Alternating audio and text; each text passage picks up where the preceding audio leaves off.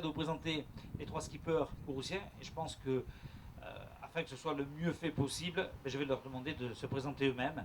Et donc je vais passer la parole en priorité et je vais être obligé de me lever parce que j'ai un minimum encore d'éducation. Et donc je vais commencer par Salomé. Voilà, merci beaucoup. J'ai eu la possibilité de suivre la course qui a eu lieu en 2012 et puis ça m'a donné vraiment envie. Mais entre l'envie et le fait de se lancer et de se dire qu'on peut le faire, il y a eu toute une partie de réflexion et un moment où je me suis dit, bah ouais, avec un petit peu de travail et de l'apprentissage, il y a moyen. Donc si on veut, on peut. Et là, à un mois de l'échéance, j'y crois plus que jamais. Il y a l'entraînement physique en tant que tel, et l'entraînement sur le bateau, et l'entraînement mental. Le fait de se préparer mentalement à la course, de l'imaginer, de la visualiser, parce que forcément partir 50 jours en mer, je ne sais pas ce que ça signifie. Et donc physiquement, on essaie de se préparer, de renforcer les muscles qui vont nous servir à ramer assez longtemps dans la journée. Et préparer le bateau, du coup s'acclimater au bateau, s'imaginer dedans, dans l'espace confiné. Voilà, imaginer les étirements qu'on va faire, comment on va pouvoir gérer, et la rame et le fait de récupérer correctement. Pour les GPS, utiliser les instruments de navigation. Il y a toute une part aussi sur ces notions-là, effectivement, que je connaissais assez peu avant, parce que j'avais jamais vraiment vécu en mer, on va dire. Et du coup, ouais, il y a tout un travail qui se fait sur les questions, lire des cartes, se repérer sur une carte. Voilà. Pour l'instant, là, j'ai très envie, j'ai qu'une hâte d'ailleurs, c'est être sur le banc de rame.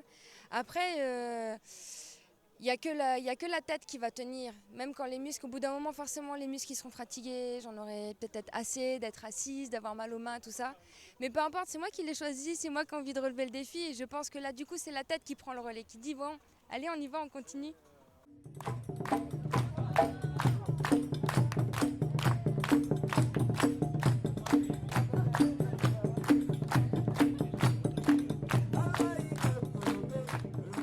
C'est une petite déception pour moi, je ne suis pas sûre de pouvoir mener à bien ce projet-là. J'avais dans l'idée d'emmener des enfants au Sénégal, des jeunes de Kourou. Mais ce qui se passe, c'est que, et c'est bien de pouvoir en parler parce que c'est très lié au contexte ici, c'est que la plupart d'entre eux n'ont pas forcément leurs papiers. Ça fait 6-8 mois qu'on a travaillé là-dessus pour qu'ils aient au moins peut-être des papiers, un passeport, ne serait-ce qu'un passeport de leur pays d'origine, et ça n'a pas fonctionné. C'est long, c'est compliqué, les parents n'ont pas forcément une mobilité extraordinaire, ni les moyens de le faire. Et du coup, les quelques jeunes auxquels j'avais pensé n'ont pas forcément pu accéder aux papiers qui leur permettent de voyager aussi loin qu'au Sénégal, en fait. Donc voilà. Pour l'instant, oui, il y a des choses qui pourraient se décanter là, dans une dizaine de jours, mais bon, c'est un peu, là, les délais commencent à se raccourcir beaucoup trop, quoi. Voilà. Je pensais à 6 jeunes, entre 13 et 14 ans. Surtout notamment pour ce que ça aurait pu leur laisser comme image dans la tête, qu'ils auraient pu relayer en revenant ici, parce qu'on pourrait s'imaginer qu'ils manquent de perspective, qu'ils manquent d'ouverture d'horizon, et de se dire, bah tiens, comment c'est ailleurs, et d'arrêter d'être cloisonnés au milieu d'eux-mêmes, en fait, au fond de leur quartier, sans s'imaginer qu'ailleurs ça peut être différent. Voilà.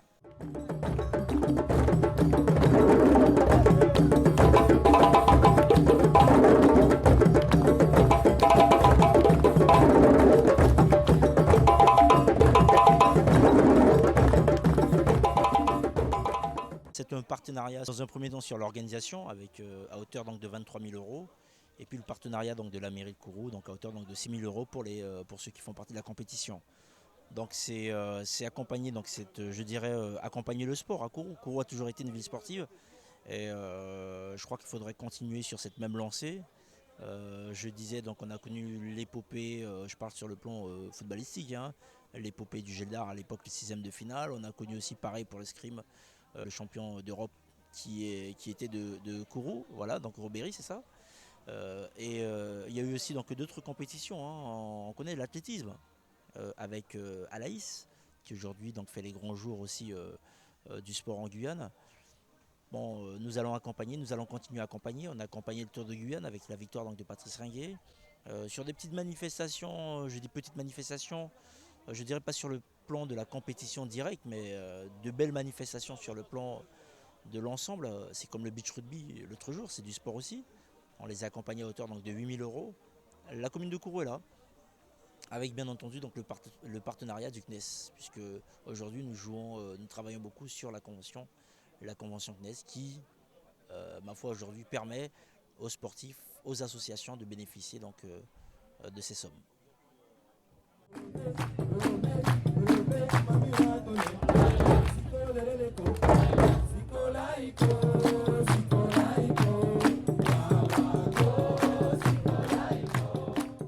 Je suis arrivé en 2006 en Guyane, donc j'ai suivi de loin cette édition 2006.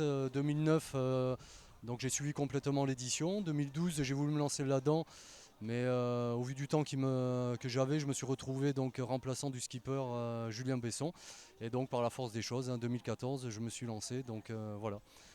Les motivations, bon ben oui, j'ai toujours été attiré par la mer, la montagne. En métropole, je viens du sud-ouest, donc proche de la mer et de la montagne. Et effectivement, la mer m'attire depuis tout jeune. Donc je pratique depuis longtemps le surf, la planche à voile, le kite ici en Guyane. C'est quand même de la mer proche des côtes. Donc là, on se lance un autre défi, c'est de la haute mer.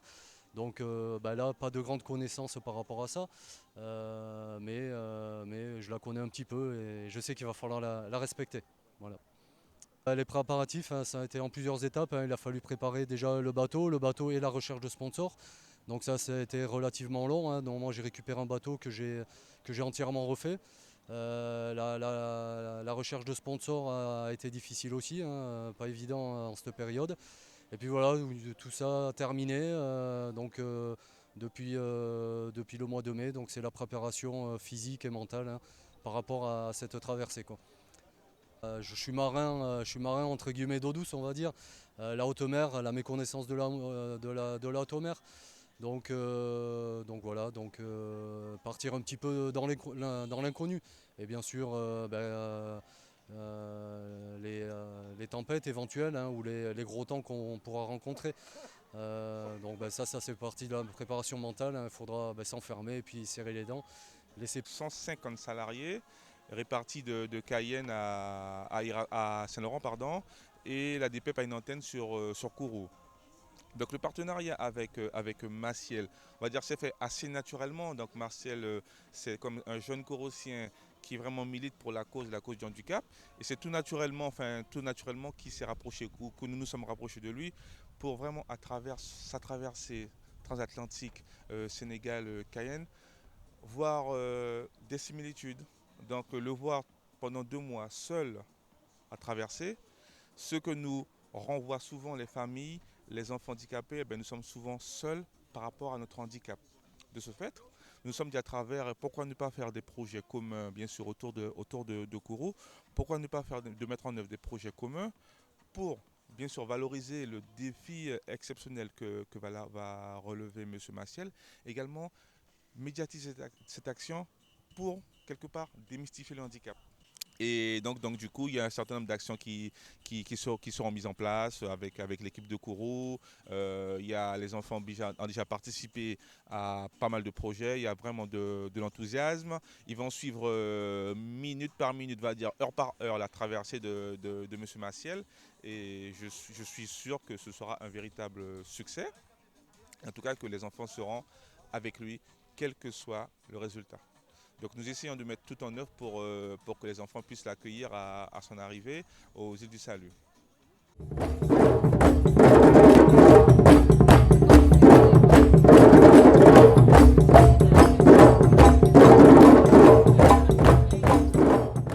Je me suis lancé dans cette aventure suite à la sollicitation d'amis et puis avec une grosse envie surtout de me dépasser une fois de plus, arriver à plus de 40 ans, après un passé sportif assez riche, j'ai envie de dire. Voilà, j'ai envie de me dépasser dans cette compétition parce que je trouve que c'est une chance de pouvoir traverser l'Atlantique un temps comme, c'est une expérience extraordinaire un temps comme, et comme sportif, c'est un dépassement de soi, comme je vous le disais tout à l'heure, mais une épreuve de très haut niveau que j'ai envie de faire. Après, sur un autre plan beaucoup plus personnel, j'ai envie d'apporter un message celui du handicap, d'essayer de démystifier un petit peu cette situation pour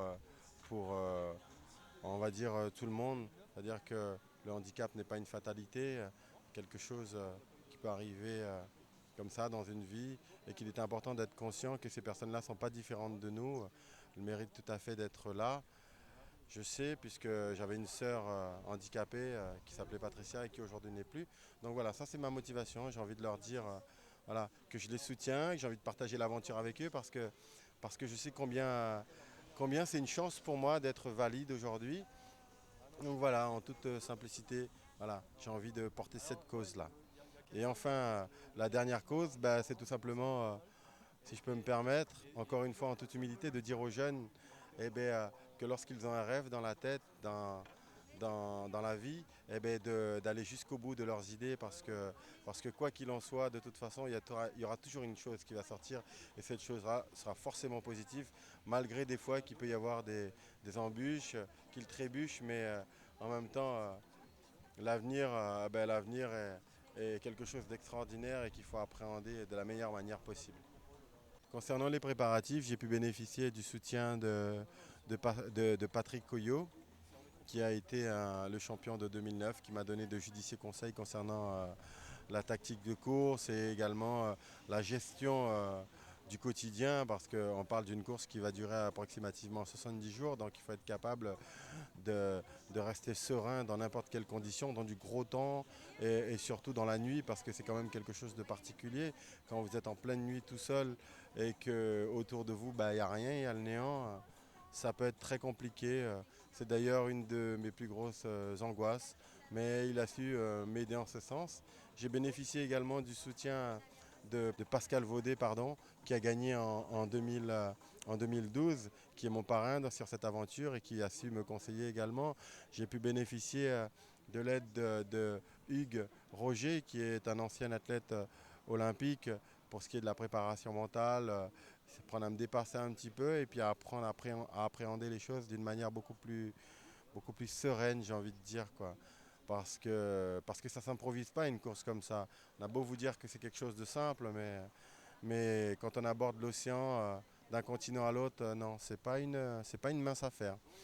J'ai eu la chance donc de bénéficier du coup de main de ces personnes-là, mais également de plein d'anonymes qui m'ont aidé, de ma famille, de mes collègues de travail.